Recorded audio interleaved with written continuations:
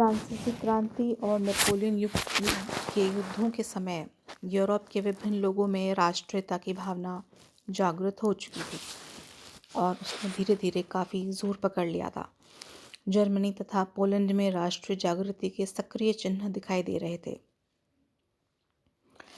इसके साथ साथ ही क्रांति ने उदारवाद के आदर्श का यूरोप में सर्वत्र बीज बो दिया था, जो बड़ी तेजी से अंकुरित हो रहा था।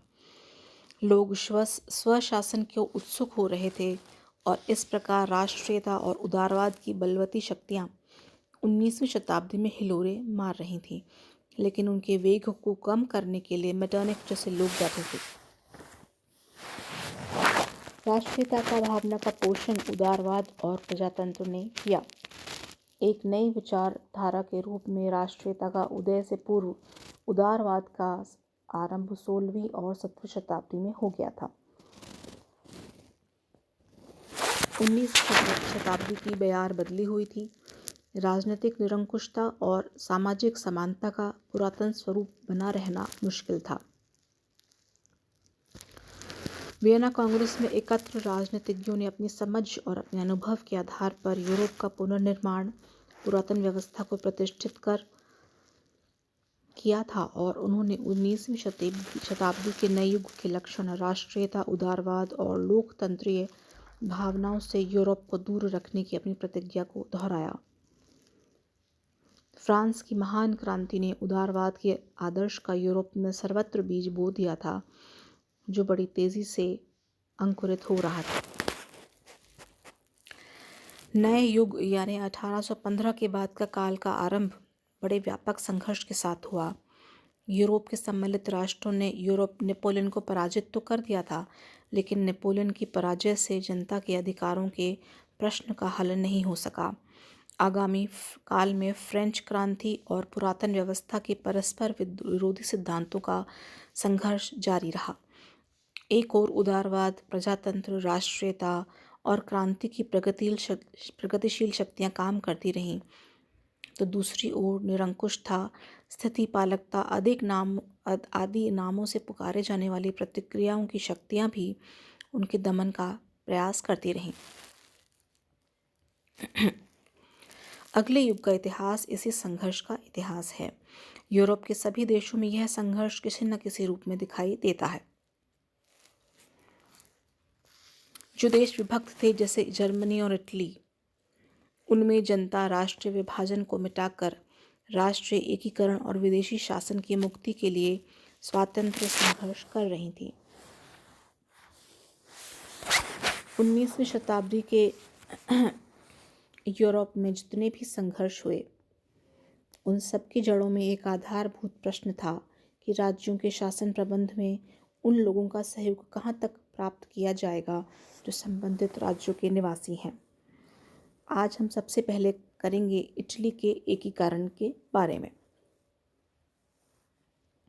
इटली के इतिहास में फ्रांसीसी राज्य क्रांति का निस्संदेह उल्लेखनीय महत्व है। क्रांति ने उसे 19वीं सदी की विशिष्टताओं से परिचय करा दिया था। सामंतवाद का पतन और जनतांत्रिक सिद्धांतों में साक्षात्कार इसी क्रांति की देन की जा सकती है। नेपोलियन ने इटली की विजय के पश्चात इटली में गणतंत्र की स्थापना की और सम्राट बनने के बाद अनेक छोटे छोटे राज्यों को समाप्त करके उन्हें केवल 3 भागों में समूहित कर दिया। सामंतवादी व्यवस्था की समाप्ति और आंतरिक व्यापार पर प्रतिबंधों का अंत इटली वासियों को फ्रांस की सबसे बड़ी देन थी। इटली में एक समान नियम कानून लागू किए गए थे। यह नेपोलियन ही था जिसने इटली वासियों को उसके गौरवपूर्ण अतीत का स्मरण कराया। नेपोलियन ही पहला व्यक्ति था जिसने सर्वप्रथम इटली को एकता प्रदान की। 1815 में इटली एक बार फिर से विभाजित हो गया। राजतंत्रों के अधीन रूढ़ी चर्च के नेतृत्व में और कुलीन वर्ग के अधीन, उसमें एकता का पूर्ण अभाव था। इसलिए मेटरनिख ने कहा था, इटली तो एक भौगोलिक अभिव्यक्ति है, ज्योग्राफिकल एक्सप्रेशन है। कोई अपना झंडा न होने के कारण और अलग अलग मुद्राएं होने के कारण इटली के एकीकरण में बहुत सारी कठिनाई आईं। इटली के नागरिकों को यह सिद्ध करना था कि वह एक जनसंगठित समूह है जिसकी अपनी भौगोलिक सीमाएं हैं तथा जिसकी ऐतिहासिक परंपराएं और शक्तिशाली सांस्कृतिक आधार हैं। तो सबसे पहले हम बात करेंगे इटली के एकीकरण में बाधाओं की। सबसे पहली बाधा थी इटली में प्रतिक्रियावादी विदेशी प्रभुत्व का होना एक प्रमुख बाधा थी। उस पर ऑस्ट्रिया का प्राधान्य था। लोम्बार्डी और वेनेशिया उसके सीधे नियंत्रण में थे। मोडेना और टस्कनी पर ऑस्ट्रिया से संबंधित राजकुमारों का अधिकार था और परमा की रानी लुइसा ऑस्ट्रिया की राजकुमारी थी। दूसरी बाधा, इसकी भौगोलिक स्थिति भी इसकी एक प्रमुख बाधा थी।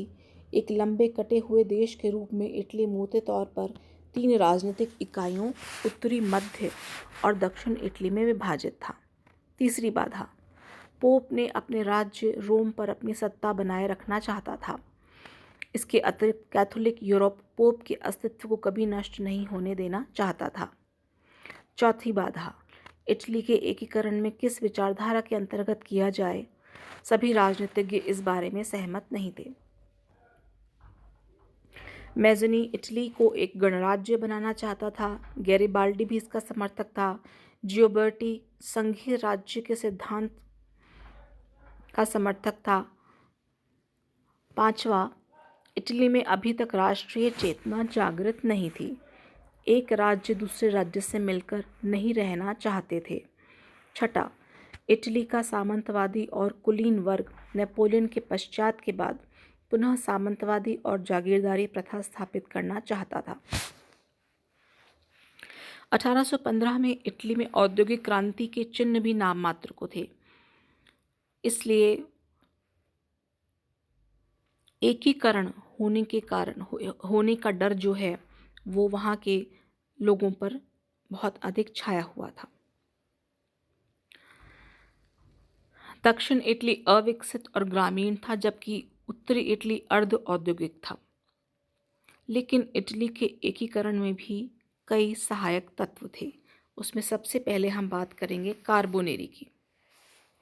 इटली के कोयला झोंकने वालों की इस गुप्त संस्था की स्थापना 1810 में नेपल्स में हुई। इसकी शाखाएं समस्त इटली में फैली हुई थीं और उसमें सभी वर्गों के लोग सम्मिलित थे। कुलीन वर्ग, सैनिक अफसर, धर्मगुरु, किसान और यहाँ तक कि बुर्जुआ वर्ग ने भी इस संस्था की सदस्यता अर्जित की थी। इसके 2 उद्देश्य थे: विदेशियों को इटली से बाहर निकालना और वैधानिक स्वतंत्रता की स्थापना करना। इस संस्था के तिरंगे काला, लाल और नीले रंग वाले झंडे ने शीघ्र ही लोकप्रियता प्राप्त कर ली। दूसरा सहायक तत्व था यहाँ का आर्थिक विकास। 1730 से 1733 के मध्य में कार्लो इमैनुअल तृतीय और ने सार्डिनिया में और 1790 से 1829 के बीच फर्डिनेंड तृतीय ने टस्कनी में आर्थिक एवं औद्योगिक सुधार लागू किए थे। इटली के परवर्ती अर्थशास्त्रियों ने भी आर्थिक सुधारों की दलील दी। उन्होंने आर्थिक क्षेत्र में स्वतंत्रता, राष्ट्रीय बचत और विनियोग को प्रोत्साहन देने, आवागमन के अच्छे साधनों को विकसित करने और यूरोप के विकसित औद्योगिक देशों से तकनीक ज्ञान की आयात की मांग की।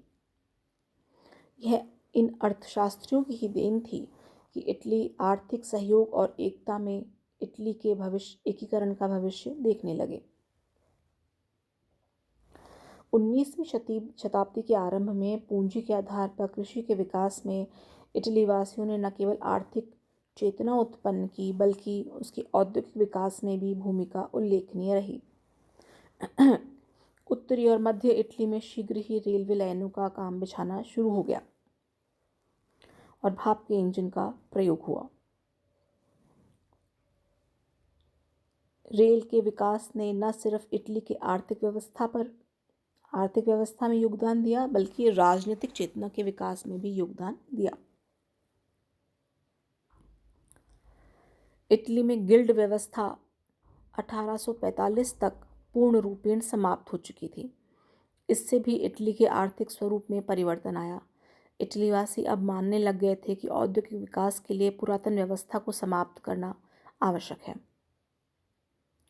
तीसरा सहायक तत्व था प्रारंभिक विद्रोह।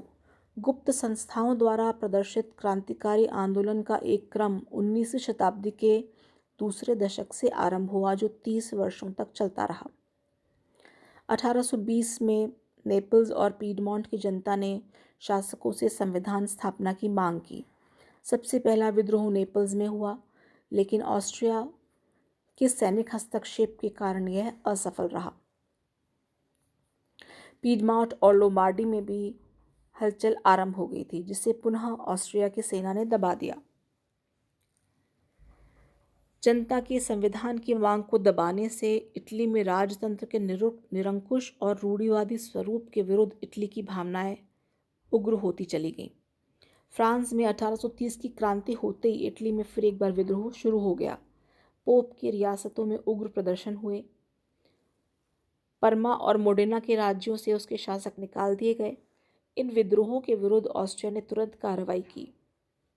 इस प्रकार ऑस्ट्रिया ने 2 बार इटली वासियों की राष्ट्रीय एकता और स्वतंत्रता प्राप्ति की अभिलाषा को कुचल दिया। अब यह स्पष्ट हो गया था कि बिना व्यापक संगठन और योजना के केवल स्थानीय स्तर पर विद्रोह करने से इटली में नए युग का सूत्रपात असंभव है। इन विद्रोहों की असफलता से यह भी ज्ञात हो गया कि जब तक ऑस्ट्रिया के आधिपत्य का अंत नहीं हो जाता, तब तक स्वतंत्रता और एकता के प्रयत्न निरर्थक होंगे।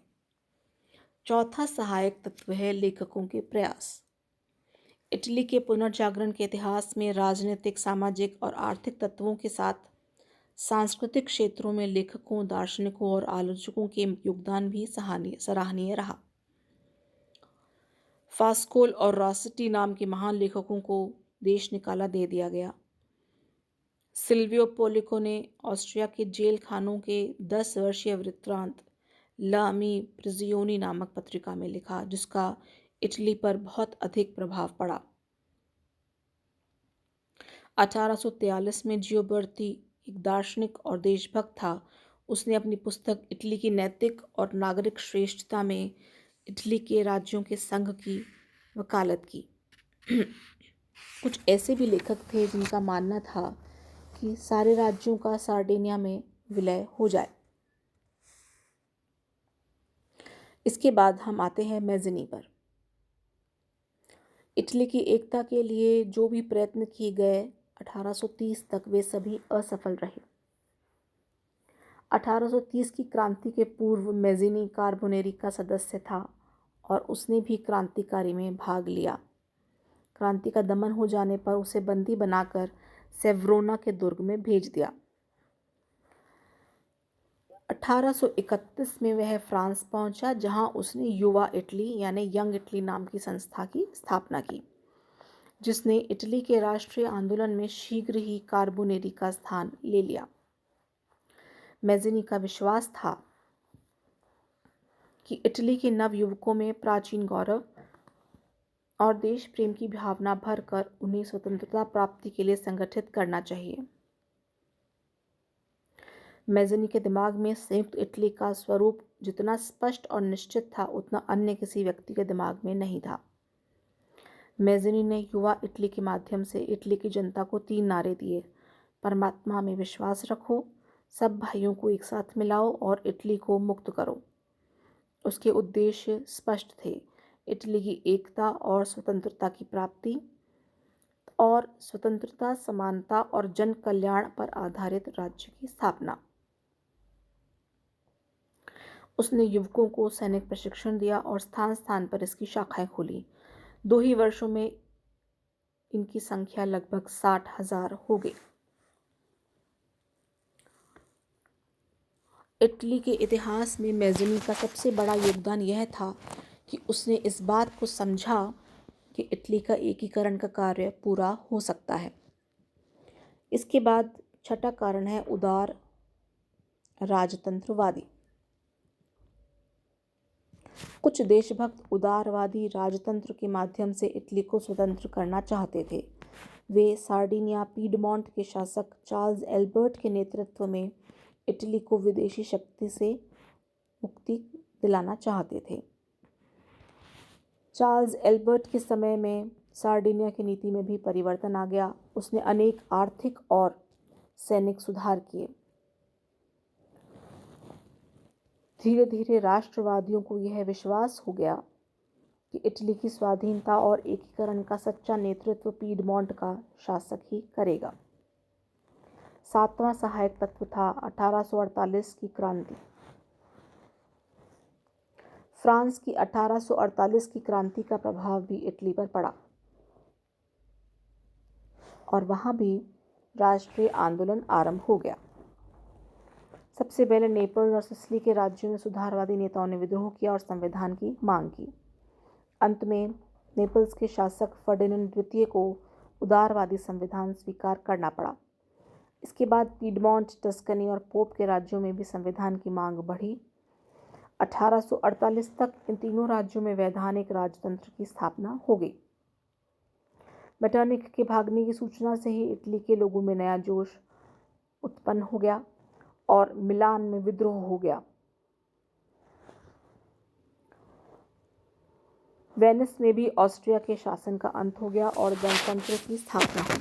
पर्मा और मोडेना के शासक भाग गए। इस समय देश में सभी विचारों के लोग ऑस्ट्रिया के विरुद्ध युद्ध करके उसकी अधीनता से मुक्त होना चाहते थे। सार्डिनिया के सम्राट को भी ऐसा लगा मानो उसके राजवंश के सामने एक महान ऐतिहासिक दायित्व है। उसने 23 मार्च 1848 को ऑस्ट्रिया के विरुद्ध युद्ध की घोषणा कर दी।